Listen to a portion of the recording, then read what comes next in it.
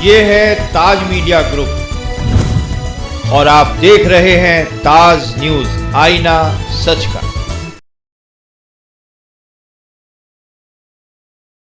आज देखिए, हम लोग एक खास बहुत ही महत्वपूर्ण प्रेस वार्ता में हैं। जीवन रक्षा योजना, प्यारी दीदी योजना, ये जितने आप देख रहे हैं, ये संगीत का माहौल भी हमारे नेतागण बताएंगे कि कैसे इफेक्टिव होगा हमारे इस इलेक्शन में पूर्वांचलियों के द्वारा। आज हमारे इस विशेष प्रेस वार्ता में डॉक्टर अखिलेश प्रसाद सिंह जी, जो प्रोफेसर AN कॉलेज में 2 बार के राज्यसभा मेंबर ऑफ पार्लियामेंट हैं, 1 बार लोकसभा इन्होंने जीता है, केंद्र में पूर्व मंत्री रहे हैं, बिहार सरकार में मंत्री रहे हैं और पूर्वांचलियों के लिए जो काम करते हैं वो दिल्ली के लोग जानते हैं। हमारे साथ दूसरी वक्ता मैडम सुप्रिया सिनेज जी हैं, जो पूर्व प्रत्याशी रही हैं महाराजगंज से। मैं इसलिए बोल रहा हूं कि इलेक्शन लड़ी है क्योंकि ये लोग वो दर्द समझते हैं पूर्वांचलियों का दिल्ली में, क्योंकि यहाँ जब ये राजनीति कर रही हैं तो इन्हें पता है कैसे किन बातों को लेकर इनके पास लोग आते हैं। ये CWC की मेंबर हैं और पूर्व में जर्नलिस्ट रही हैं और chairman social media all India Congress committee की हैं। हमारे साथ तीसरे जो वक्ता हैं वो कन्हैया कुमार जी, जिनको बताने की जरूरत नहीं है, जवाहरलाल नेहरू यूनिवर्सिटी के पूर्व अध्यक्ष और भारतीय जनता पार्टी RSS के नाकों में दम कर रखने वाला एक ही स्टूडेंट लीडर हुआ वो कन्हैया कुमार, जो लोकसभा के दिल्ली में भी इन्होंने पूर्व प्रत्याशी रहे हैं, बेगूसराय से भी लड़े हैं, तो ये भी इस दुख दर्द को जानते हैं। चौथे हमारे वक्ता हैं प्रणव झा जी, जो विद्वान हैं, दिल्ली यूनिवर्सिटी से पढ़े हैं और ये झारखंड के बोकारो से आते हैं। ये भी जानते हैं कि पूर्वांचल के लोग आकर इनसे कौन कौन सी बातें करते हैं, शिकायत करते हैं। और जो पांचवें पूर्वांचलियों से इतने प्रभावित हैं कि आज वो प्रेस कॉन्फ्रेंस उन्होंने बताया कि मैं बैठूंगा, उनका नाम अभय दुबे जी है। मध्य प्रदेश के होते हुए भी पूर्वांचलियों से प्रभावित होकर आज ये उनका ही क्रिएशन है, उनका ही ये पूर्वांचल लिखा हुआ, तो आज उनका भी स्वागत करते हैं। तो मैं चाहूंगा अभय दुबे जी इस प्रेस वार्ता को आगे बढ़ाएं।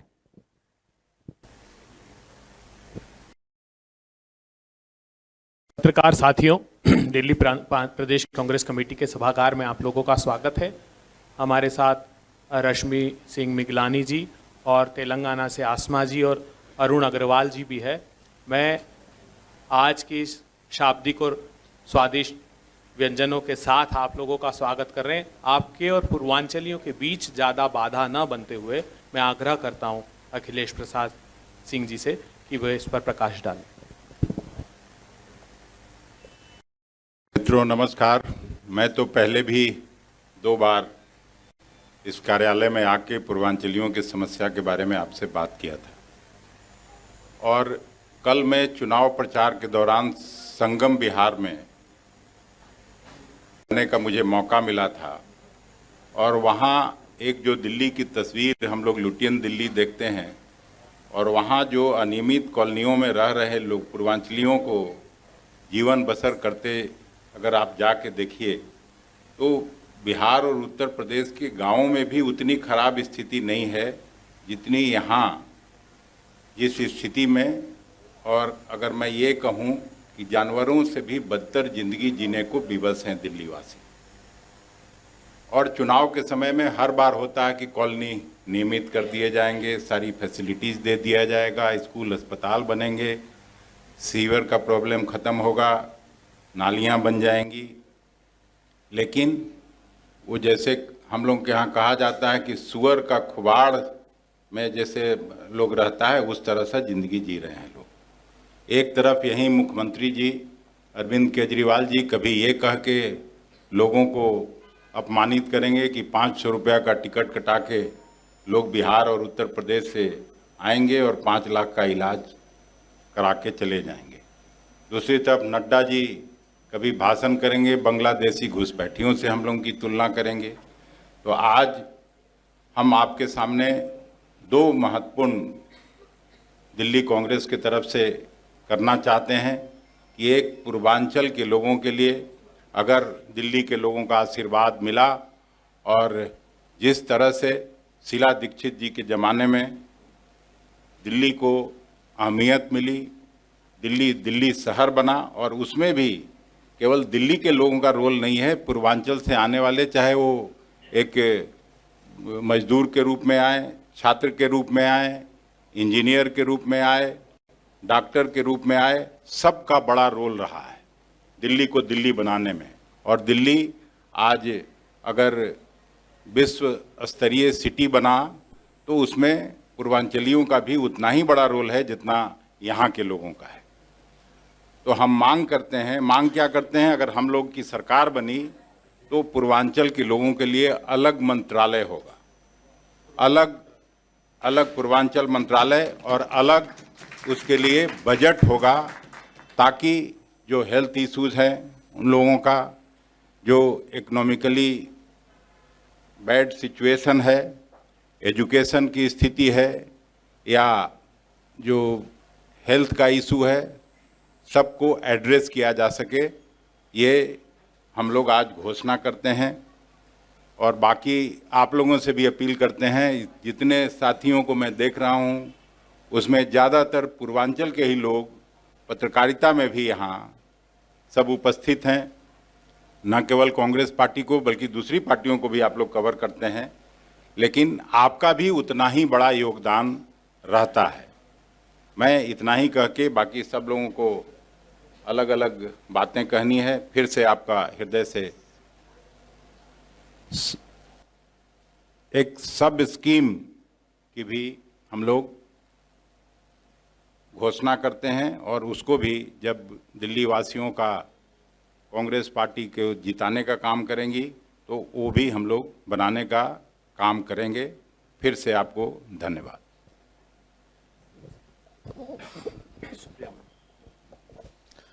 बहुत बहुत धन्यवाद।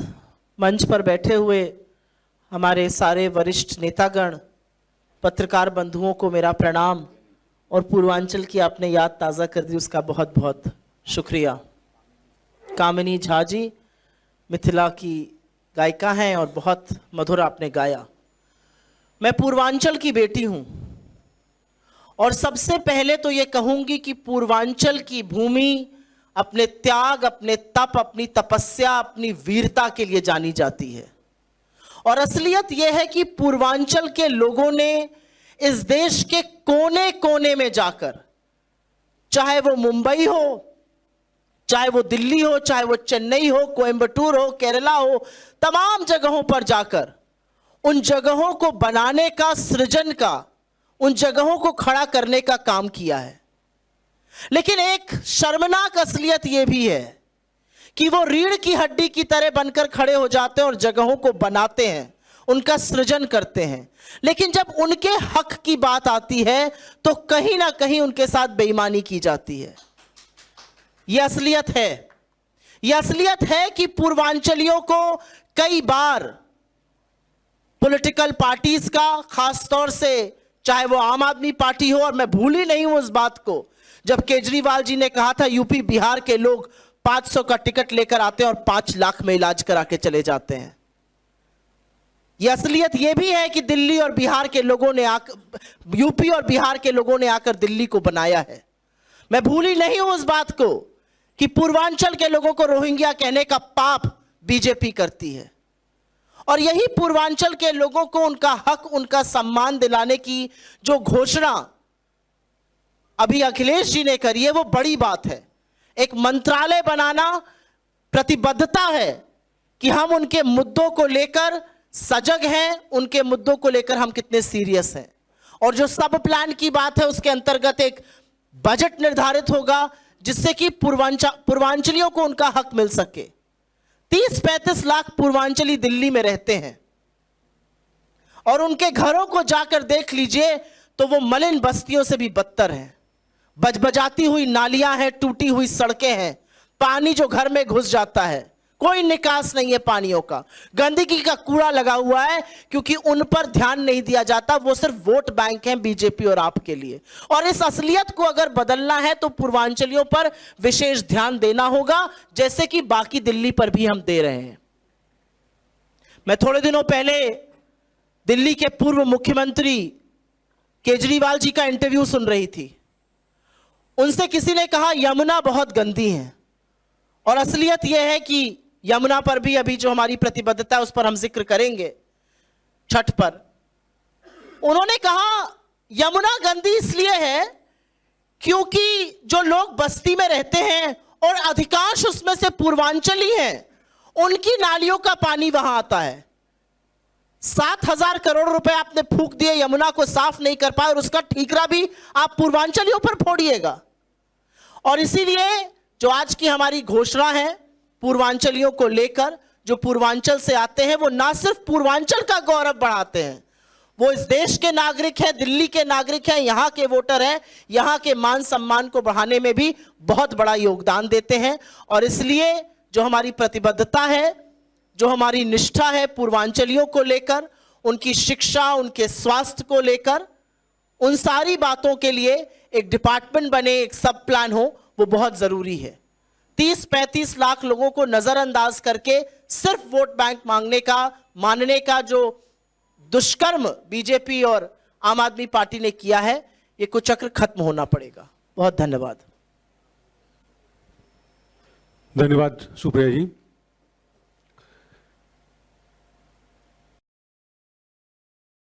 कई मित्रों से मैं नववर्ष में पहली दफा मिल रहा हूं, तो आप सबको बहुत बहुत नववर्ष की शुभकामनाएं। बहुत मार्मिक तरीके से सुप्रिया जी ने दिल्ली की व्यथा व्यक्त की, और मेरा जो व्यक्तिगत अनुभव है लगभग पिछले 30 सालों का, 1999 में जब कांग्रेस पार्टी को ये शहर मिला था और 2004 के करीब में ट्रैफिक जाम की समस्या हो, या जब लाल बत्ती पर गाड़ियां खड़ी होती थी, ऑटो पे हम चलते थे तब, तो जितनी देर ऑटो रुकती थी तो खड़ा होना वहां दूभर हो जाता था, इतना जबरदस्त वायु प्रदूषण होता था। और उसके बाद 2011-12 की दिल्ली, आज अगर दिल्ली चल रही है तो जो इंफ्रास्ट्रक्चर कांग्रेस के 15 सालों में बना, वो सड़क का इंफ्रास्ट्रक्चर हो, ट्रांसपोर्ट का इंफ्रास्ट्रक्चर हो, स्वास्थ्य का इंफ्रास्ट्रक्चर हो, शिक्षा व्यवस्था का इंफ्रास्ट्रक्चर हो, वो कांग्रेस के कार्यकाल में हुआ। और कांग्रेस की सरकार ने अगर पहली दफा पूर्वांचलियों को मान्यता दी, उनको पहचान दी, एक राजनीतिक पहचान दी, सामाजिक पहचान दी, तो वो पूर्व मुख्यमंत्री शीला दीक्षित के समय में हुआ। मुझे याद है कि बड़े पैमाने पर छठ के घाट को साफ करवाया गया, लोगों के लिए व्यवस्थाएं की गई, इलेक्ट्रिसिटी की व्यवस्था हो, रात में वहां रुकने की व्यवस्था हो।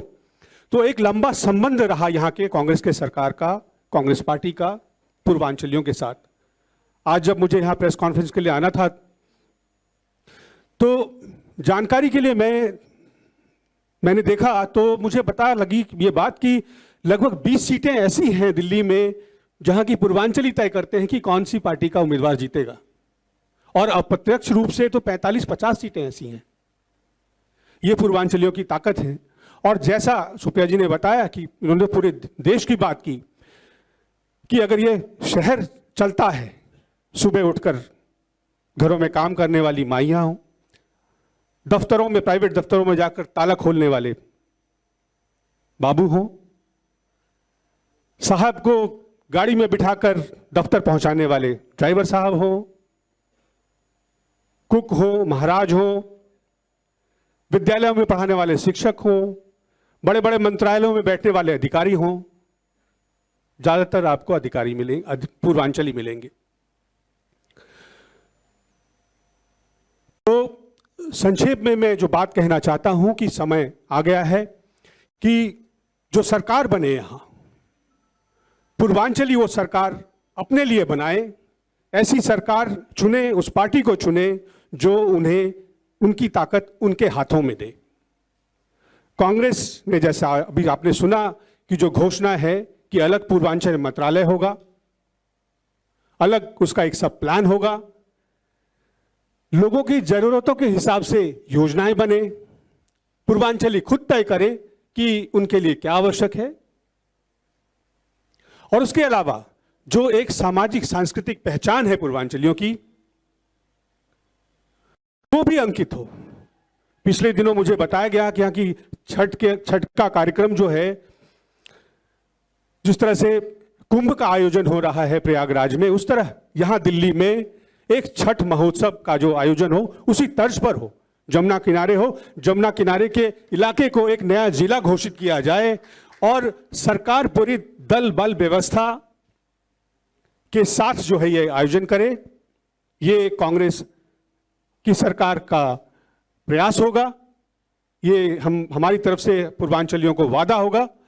और मैं इस मंच से यही निवेदन करूंगा आपके माध्यम से, जहां तक हमारी आवाज जाए, कि जब 5 तारीख को वोट देने जाएं तो अपने बेहतरी के लिए, अपने अधिकारों के लिए, अपनी तरक्की के लिए वैसे लोग जो कि आपको समर्पित हो, वैसे नहीं जो दूसरे दल सत्ता में हो, चाहे केंद्र की सत्ता में है चाहे यहाँ दिल्ली में, वो आपसे छुपा नहीं क्या असलियत है। चोर चोर मौसेरे भाई, आम आदमी पार्टी जो है भाजपा की उत्पत्ति है, दोनों एक दूसरे की मदद करते रहे हैं। आज मोदी जी को ये बात खटकती है और एक दूसरे के लिए लड़ रहे हैं, एक दूसरे ये राजनीति है और पूर्वांचलियों का वोट ठगने का जो है एक फिर से प्रयास है। तो धोखे में मत आइएगा, विवेक से वोट करिएगा, अपनी तरक्की के लिए वोट करिएगा, दिल्ली के विकास के लिए वोट करिएगा। बहुत बहुत धन्यवाद। अब मैं एक ऐसे ख्यातनाम देश के छात्र नेता को आमंत्रित कर रहा हूं पत्रकार वार्ता को संबोधित करने के लिए। आपने देखा समूचे पूर्वांचल के जो सितारे हैं वो हमारे इस सभागार में हैं। मैं आग्रह करता हूं कन्हैया कुमार जी से कि वे इस पत्रकार वार्ता को संबोधित करें।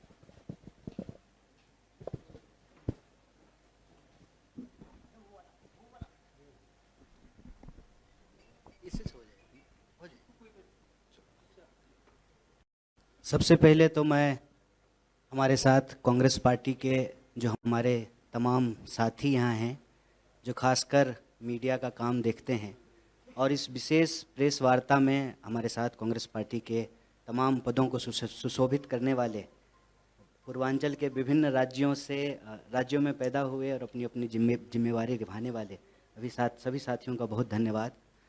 और मैं विशेष रूप से स्वागत करना चाहता हूँ आप सभी मीडिया के, electronic media, print media, social media, digital media के सभी साथियों का, कि आप लगातार कांग्रेस पार्टी का कवरेज कर रहे हैं। इसके लिए हम आपको बहुत धन्यवाद देते हैं। और आज एक महत्वपूर्ण दिन है और आपने देखा कि इस प्रेस वार्ता की शुरुआत जो है सुमधुर गाने से हुई और हमारी बहन कामनी झा ने बेहतरीन तरीके से अपनी लोक संस्कृति को, अपनी संस्कृति को आपके बीच रखा। और इस प्रेस वार्ता में भी जिस मजबूत तरीके से सुप्रिया जी ने पूर्वांचल के दर्द को उभारा और अपनी बात रखी, तो मैं आपको याद दिलाना चाहता हूँ, हमारी कई बहनें यहाँ पे पत्रकार और रिपोर्टर के तौर पे मौजूद हैं। आज गर्ल चाइल्ड डे है और हमारे देश में और दुनिया में एक बड़ी समस्या रही कि स्त्रियों को कमतर करके आंका गया। जब उनको मौका मिला तो हर मंच पे, यहाँ पे एज ए स्पीकर, वहाँ पे एज ए सिंगर और सामने as a journalist, as a reporter, as a camera person, आप इस एग्जाम्पल को देख सकते हैं कि किसी को भी कमतर करके नहीं आंकना चाहिए। और इसी मानसिकता के खिलाफ लड़ना, ये कांग्रेस पार्टी की विचारधारा है। किसी को भी कमतर करके मत देखिए। किसी भाषा को किसी भाषा के मुकाबले, किसी क्षेत्र को किसी क्षेत्र के मुकाबले, किसी जाति को किसी जाति के मुकाबले, किसी वर्ग को किसी वर्ग के मुकाबले, किसी लिंग को किसी लिंग के मुकाबले, सबको बराबरी के नजरिए से देखना, यही मानवता है, यही धर्म है और यही कांग्रेस पार्टी की विचारधारा है। और आज जब हम आपके बीच आए हैं तो उसी कमतर देखने वाली मानसिकता के खिलाफ कांग्रेस पार्टी की बात को रखने के लिए आए। दिल्ली हम सबकी है, दिल्ली देश का दिल है। हालांकि उसका लंग्स आजकल बहुत खराब है, पोल्यूशन बहुत बढ़ गया है, फेफड़े में सांस लेने में दिक्कत हो रही है। दिल्ली सबकी है, इतिहास उठा करके देख लीजिए, दिल्ली हमेशा से सबकी रही है और यहाँ तो देश की राजधानी है। लेकिन अक्सर ये पहला मौका नहीं है कि पूर्वांचलियों को एक गाली की तरह इस्तेमाल करना, एक स्लैंग की तरह यूज करना, ये कोई पहला मौका नहीं है। हर चुनाव से पहले होता है और डिफरेंट पॉलिटिकल पार्टी के द्वारा ये किया जाता है। तो हम यही कहने के लिए आपके बीच में आए हैं कि जो हमारी पार्टी की विचारधारा है, किसी को भी कम करके नहीं देखना है। जब हम पूर्वांचल की बात कर रहे हैं, इसका ये मतलब नहीं है कि दिल्ली में रहने वाले जो दूसरे इलाके के लोग हैं, हम उनकी बात नहीं कर रहे हैं, हम उनकी भी बात कर रहे हैं। इसीलिए जब आप कांग्रेस पार्टी के आप घोषणाओं को देखेंगे, जिसको इस बार हमारे साथियों ने कांग्रेस का कूपन नाम दिया है, ये जो कांग्रेस का कूपन है, इसमें सब लोगों की बात हो रही है, पूर्वांचल के लोगों की भी बात हो रही है। जैसा कि हमारे नेता अखिलेश जी ने कहा कि हम स्पेशल मिनिस्ट्री की मांग करते हैं और एक सब प्लान बनाएंगे। छठ के बारे में प्रणब जी ने बताया, सुप्रिया जी ने बताया कि सिर्फ दिल्ली नहीं, पूरा देश, पूरी दुनिया में जाकर के हम लोग अपना श्रम दे रहे हैं, अपनी मेहनत दे रहे हैं, तो हमको सम्मान मिलना चाहिए। उसी नजरिए से जो सबको बराबर का सम्मान मिले, कांग्रेस पार्टी ने एक कांग्रेस का कूपन बनाया है। और जब आप इसको देखेंगे तो महिलाओं के लिए जो प्यारी दीदी योजना है, जो 300 यूनिट फ्री बिजली मिलेगा हर परिवार को, जो युवा उड़ान योजना है, जो महंगाई से मुक्ति के लिए 500 रुपए में सिलेंडर देने की बात है, और दिल्ली में रहने वाले हर व्यक्ति के लिए 25 लाख तक का इंश्योरेंस, हेल्थ इंश्योरेंस देने की घोषणा कांग्रेस पार्टी ने की है। हमारी सरकार दिल्ली में बनती है तो हर परिवार, अगर ये पांचों योजना हर परिवार इसको सैंक्शन करती है, इसका लाभ उठाती है, इसको एक्सेस करती है, तो हर परिवार पूरे 5 साल में लगभग 10 लाख रुपया बचाएंगे। और एक परिवार को 10 लाख रुपया अगर बचे, मतलब मोदी जी के लिए छोटी बात है, 10 लाख का तो सूट पहन लेते हैं, लेकिन एक साधारण परिवार के लिए एक बहुत बड़ी बात है। 10 लाख में आज भी आप आउटर दिल्ली के कई इलाकों में 50 गज 100 गज जमीन खरीद सकते हैं, दिल्ली में अपने घर के सपने को पूरा कर सकते हैं, कार खरीद सकते हैं, बच्चे को इंजीनियरिंग में पढ़ा सकते हैं, MBA करा सकते हैं, जिनका 1 मंजिला मकान है वो 2 मंजिला मकान बना सकते हैं, जिसका 1 BHK है उसको 2 BHK कर सकते हैं। ये जो लाभ है, यह लाभ कांग्रेस पार्टी दिल्ली के तमाम लोगों को देना चाहती है। वो इसलिए कि देश हम सबका है। 16 लाख करोड़ कर्जा अगर इस देश के 2-4 पूंजीपतियों का माफ किया जा सकता है, तो हमारे टैक्स का पैसा लगभग 78,000 करोड़ दिल्ली का बजट था, उसमें से अगर आप 25% खर्च करें बजट का, तो ये सारी योजनाएं लागू की जा सकती है। दिल्ली चमकने का मतलब सिर्फ जो है प्रधानमंत्री जी के घर के आसपास नहीं चमकना चाहिए। दिल्ली चमकने का मतलब ये है कि नॉर्थ ईस्ट दिल्ली, पूर्वी दिल्ली, दक्षिणी दिल्ली, पश्चिमी दिल्ली, सेंट्रल दिल्ली की तरह ही चमके। आप इस दिल्ली में रहते हैं, आप बताइए, जब आप आते हैं जहां इनका घर है, उस एरिया में जब आप आते हैं और जहां पर दिल्ली को चलाने वाले लोग रहते हैं, जिसका जिक्र प्रणब जी ने कहा, जो ऑटो चलाते हैं, जो घरों में आके काम करते हैं, दफ्तरों में काम करते हैं, बस चलाते हैं, डिफरेंट तरह से काम करते हैं, उनकी बस्तियों को जाकर के देखिए। और इसमें कोई लाग लपेट नहीं है। कहते हैं कि जब पूर्वांचल की बात हो रही, पूर्वांचली एक कहावत है, नहाया हुआ शरीर और खाया हुआ शरीर छुपता नहीं है। नहाया देह और खाया देह अगर नहीं छुपता है, तो आज तो 10 साल में केजरीवाल जी की भी सरकार है, हो चुकी है 10 साल, और 15 साल शीला जी का भी सरकार था। तो मतलब प्रत्यक्षम किम प्रमाणम, सामने है कितना विकास कौन किए हैं। देखिए, परसेप्शन मेकिंग में हम कमजोर हो सकते हैं, प्रोपेगेंडा में हम कमजोर हो सकते हैं, लेकिन बुनियादी हकीकत यह है कि दिल्ली में बात पूर्वांचलियों की हो या किसी भी समुदाय वर्ग की हो, दिल्ली का सर्वांगीण विकास कांग्रेस पार्टी ने किया है। इसीलिए आपके माध्यम से हम दिल्ली की जनता से अपील करते हैं कि आप कांग्रेस के कूपन को लीजिए और उस कूपन को देख करके कि आप 10 लाख बचा सकते हैं, आप कांग्रेस को वोट कीजिए। दिल्ली के विकास के लिए कांग्रेस जरूरी है। आप तमाम लोगों का एक बार फिर से बहुत धन्यवाद, और आगे का जो कार्यक्रम है हमारे साथी आपको बताएंगे। शुक्रिया।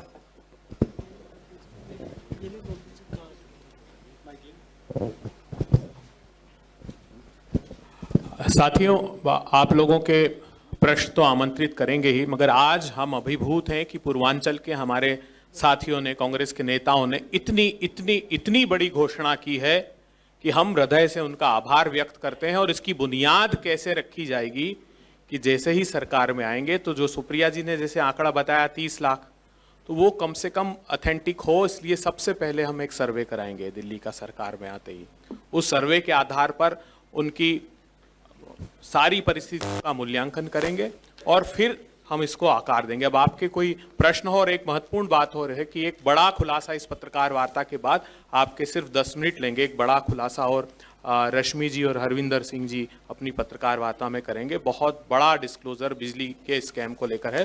तो मैं आपके कुछ प्रश्न हो तो आप से मैं जी बोल। बिल्कुल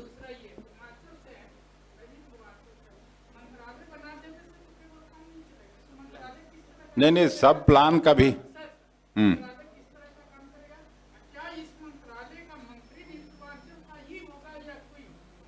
मंत्री कोई भी हो, लेकिन वो जब पूर्वांचल स्पेसिफिक मंत्रालय होगा तो जो पूर्वांचल की समस्याएं हैं वो मंत्रालय देखेगा।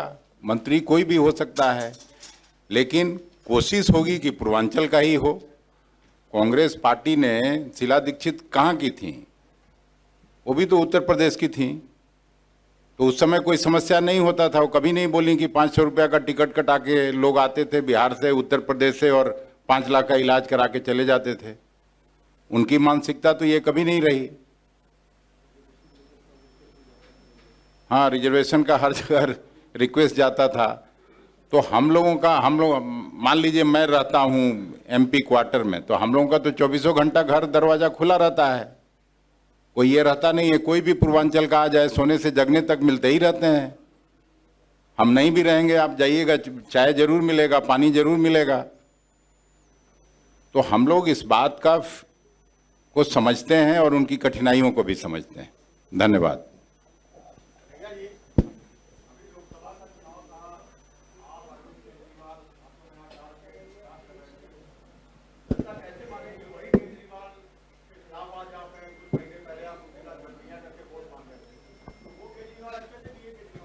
नहीं, ये बात तो अक्सर हम लोग कहते हैं, और ये ना गांधीयन विचारधारा है। इसीलिए अपराधी को भी जेल में रखा जाता है, उसको भी सुधरने का मौका दिया जाता है। और ये गांधीयन विचारधारा एक्चुअली जो है इस देश का दर्शन है, भारत का दर्शन है, वेदांत दर्शन है कि व्यक्ति के अंदर बुराई हो सकती है, उस बुराई को उस व्यक्ति से निकाल दीजिए, वो अच्छा हो जाएगा। एक व्यक्ति का जीवन जो है उसमें एक पहलू नहीं होता है। केजरीवाल जी जब बीजेपी के खिलाफ हमारे साथ मिलकर के लड़ेंगे तो हमारे सहयोगी हैं, लेकिन अगर हमारे साथ मिलकर के बीजेपी से नहीं लड़ेंगे तो उनको ये क्लियर करना पड़ेगा कि वो किसके साथ हैं। इस देश में कोई यह बात नहीं स्वीकार कर सकता है कि कांग्रेस और बीजेपी कभी एक हो सकती है। ये नदी का 2 किनारा मिलने जैसा है, रेल की 2 पटरी मिलने जैसा है, जो बन ही नहीं सकता है, चल ही नहीं सकता है। 2 ध्रुव हैं हम लोग, 2 विचारधारा हैं, और उस विचारधारा के आधार पर हम बार बार ये कहते हैं कि हमारी लड़ाई किसी व्यक्ति या दल से ज्यादा एक विचार की लड़ाई है। हम नफरत के खिलाफ हैं, हम मोदी जी के भी खिलाफ नहीं हैं। मोदी जी नफरत करना बंद कर दें, कब्रिस्तान शमशान करना बंद कर दें, कपड़े देख करके अपराधियों को पहचानना बंद कर दें, तो जो है मोदी जी से भी कोई लड़ाई नहीं है।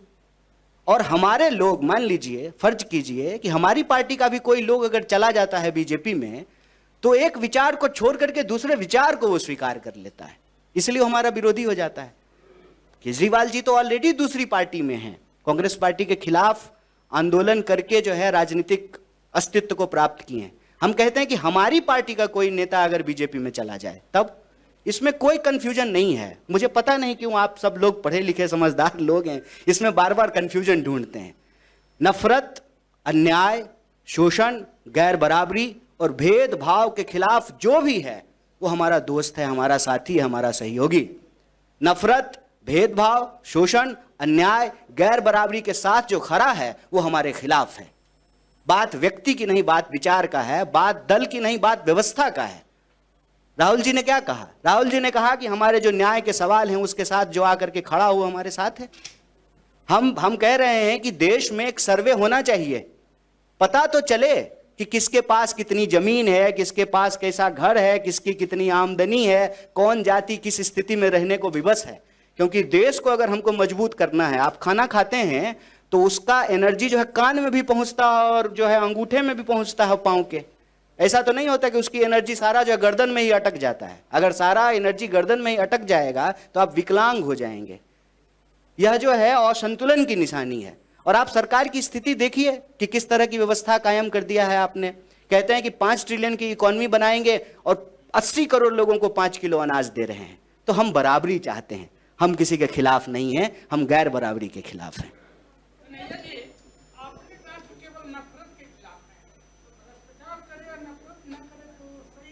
नहीं, हम और भी बात बोले। हमने गैर बराबरी भी कहा, हमने अन्याय भी कहा, हमने शोषण भी कहा और भी बात कहा।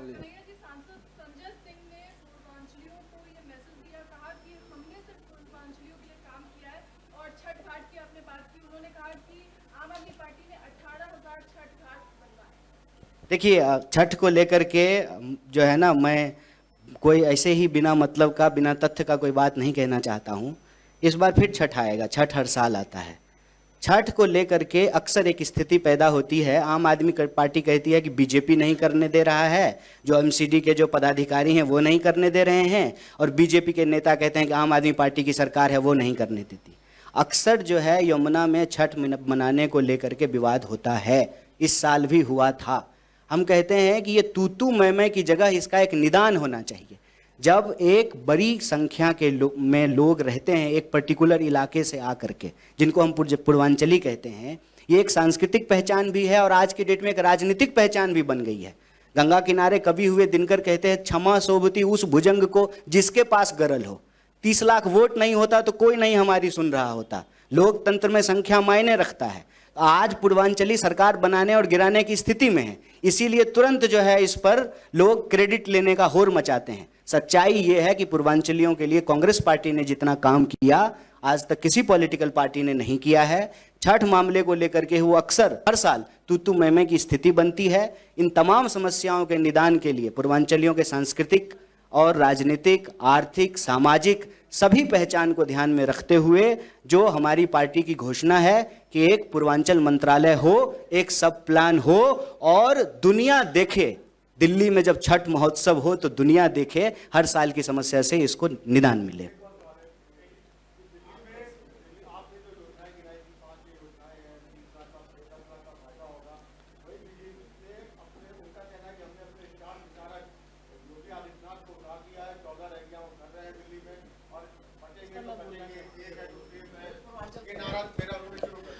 मैं कन्हैया जी की अनुमति लेकर इस सवाल का जवाब दूंगी क्योंकि मैं उत्तर प्रदेश से आती हूं। कल योगी जी ने यहां पर आकर 2 बातें कही। उन्होंने महिला सुरक्षा पर बोला और फिर उन्होंने कूड़े पर बोला। असलियत तो यह भी है कि मां गंगा को एक ने बुलाया था, मां जमुना को एक ने बुलाया। मां जमुना पर दोनों को पेनल्टी लगी, मोदी जी की सरकार को भी और आपको भी। और गंगा का पानी आचमन के लायक 11 साल बाद भी नहीं हुआ है। लेकिन आज अखबार में जो मैंने पढ़ा, योगी जी से ये सवाल आप लोग जरूर पूछेगा जब अगली रैली करने आएंगे। आईआईटी बीएचयू के गैंग रेप के जो आरोपी हैं, आपकी आईटी सेल के लड़के, आपकी पुलिस पीड़िता को 15 बार बुला रही है और आप यहां पर आकर महिला सुरक्षा की बात करते हैं। किस मुंह से बात कर रहे हैं यहां पर आकर? आप 5,000 आपके उत्तर प्रदेश के युवा इजराइल के युद्ध क्षेत्र में रोजगार ढूंढने को इसलिए मजबूर नहीं क्योंकि आपने इतनी नौकरियां बना दी हैं। आप सीना ठोक कर बता रहे ये आपकी विफलता है। चाहे कुलदीप सिंह सेंगर हो, चाहे चिन्मय आनंद हो, चाहे ब्रजभूषण हो, चाहे कोई भी लखीमपुर का किसान नरसंहार हो, वो मुख्यमंत्री आकर यहां पर बोल रहे हैं। असलियत यह है कि बीजेपी और आम आदमी पार्टी ने प्रशासन और पुलिस दोनों को तबाह करके रखा है। सॉरी मैंने इस पर बोला। अच्छा किया, वो आपके मुख्यमंत्री हैं, उनका जवाब तो आपको दे। मेरा तो जानते हैं, मैं एक लाइन बोलता हूँ कि ये ना यूपी और दिल्ली तो लगा हुआ है, यूपी से दिल्ली आने में कितना मिनट लगता है? 5 मिनट लगता है। तो जो योजना यहाँ पे वो घोषित कर रही है बीजेपी, वो बगल में नोएडा में क्यों नहीं लागू कर देते हैं? क्यों नहीं 500 में सिलेंडर यूपी में मिल रहा है? क्यों नहीं 300 यूनिट बिजली फ्री वहाँ मिल रहा है? क्यों नहीं जो है 2500 रुपया जो बहनों को मिल रहा है? हम जो भी बात कह रहे हैं ना, हवा हवाई नहीं कह रहे हैं। गारंटी शब्द कांग्रेस पार्टी का पॉलिटिक्स में कॉइन किया हुआ वर्ड है, और उस गारंटी को हम लागू कर रहे हैं। ऐसा नहीं कि चुनाव आया तो घोषणा कर दी और बाद में जो है वो फुलफिल कैसे होगा हमको पता नहीं है। आप किसी भी हमारी योजना को लेकर के बजट की क्या स्थिति है वो पूछ लीजिए, हम आपको बता सकते हैं कि हम इसको कैसे फुलफिल करेंगे। अच्छा, अभी ना उनको लगता है कि इस पे ना उनकी खुद की सहमति नहीं बनी है, शायद नागपुर से ना सैंक्शन नहीं हुआ है, पास नहीं हुआ है कि एक नारा कौन है, क्योंकि योगी जी कोई और नारा कह रहे हैं, मोदी जी कोई और नारा कह रहे हैं। क्या पता करंट सीएम जो है फ्यूचर पीएम के प्लान में जो है करंट पीएम का जो है नारा ही जो है एग्जिबिट कर रहा हो, क्या पता। तो देखिए, ये उनका विचार है, वो बोलें, उनको जो कहना है बोले। हम आपको बोले ना, आप जो है चरित्र थोड़ी बदल सकते हैं। जिसका जो स्वभाव है वो बोलेगा, नफरत फैलाएगा, बांटेगा, भेदभाव करेगा, उसको हम रिस्पॉन्ड करने के लिए यहाँ नहीं बैठे हैं। हम बस ये कह रहे हैं कि वो तो चीफ मिनिस्टर हैं ना, ऑलरेडी कई राज्य अगल बगल सब जगह बीजेपी की ही सरकार है। हरियाणा में भी बीजेपी की सरकार है, यूपी में भी बीजेपी की सरकार है। तो वो दिल्ली के लिए जो घोषणा कर रहे हैं, उनसे आप बस पूछिएगा। अगर मतलब दिल्ली में पूछिएगा शायद जेल वेल नहीं भेजें, यूपी में पूछिएगा जेलों जा सकते हैं, तो यहाँ पूछिएगा उनसे, हाँ यहाँ भी भेज सकते हैं। तो देख लीजिएगा, रिस्क है।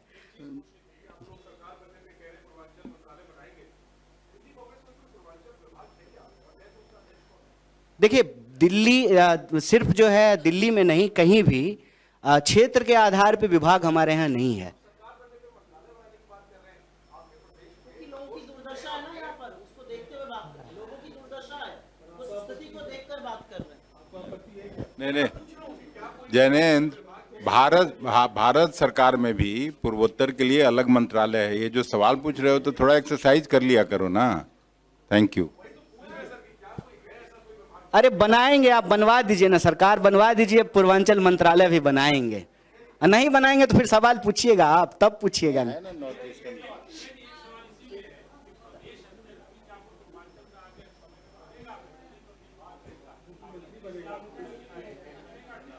बताइए, अभी जो है कहा जो है सुप्रिया जी ने, अखिलेश जी ने, पूर्वांचल का जो है यूपी का तो मुख्यमंत्री ही कांग्रेस पार्टी बना दी, तो आप अध्यक्ष पूछ रहे हैं।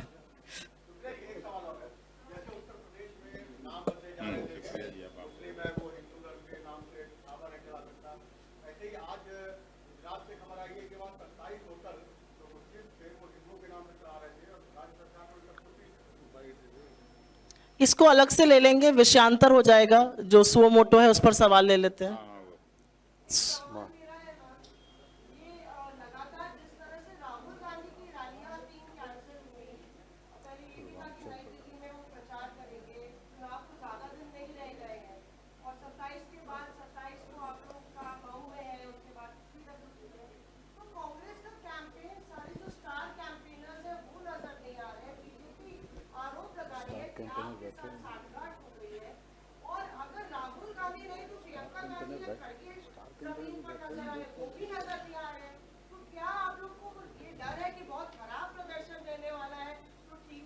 मौसमी जी, डर एक शब्द है जो आप हिंदुस्तान की राजनीति में कांग्रेस पार्टी और खास तौर से राहुल गांधी के लिए इस्तेमाल नहीं कर सकती हैं।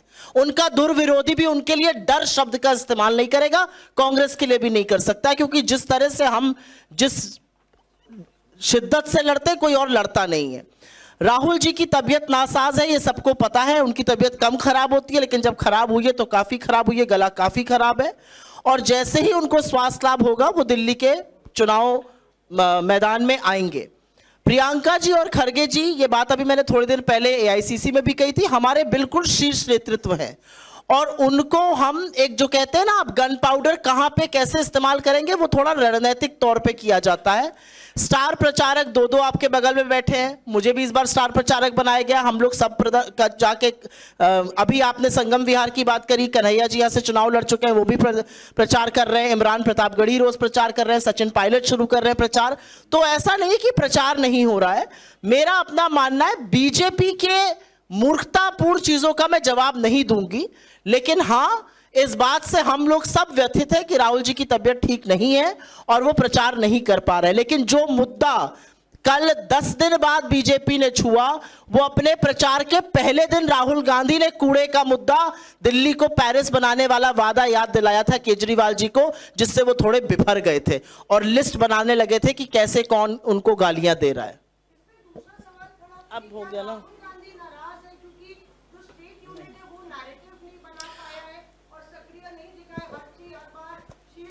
मुझे लगता है कि हम सब लोग अधिकृत प्रवक्ता हैं। हमने बिल्कुल सावगोई से जो सच था उसको आपके सामने रखा है। राहुल गांधी जी की तबीयत को लेकर अब आप लोग अटकलें लगाएंगे कि क्या वो नाराज है या नहीं, तो ये तो बात बनेगी। मौसमी, राहुल जी नाराज थे, सीलमपुर चले गए। राहुल जी नाराज हैं, बेलगाम नहीं गए।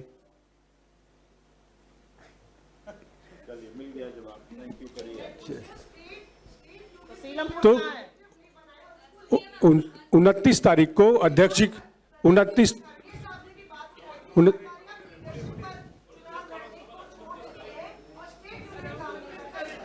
जैसा इन्होंने बताया, सब लोग फील्ड में हैं। 29 तारीख को राष्ट्रीय अध्यक्ष का कार्यक्रम है सीमापुर में, और आगे और लोग भी उतरेंगे फील्ड में। अब तो माहौल शुरू हुआ है, चुनाव गर्म हो रहा है, इंतजार कीजिए। धन्यवाद आप सभी का।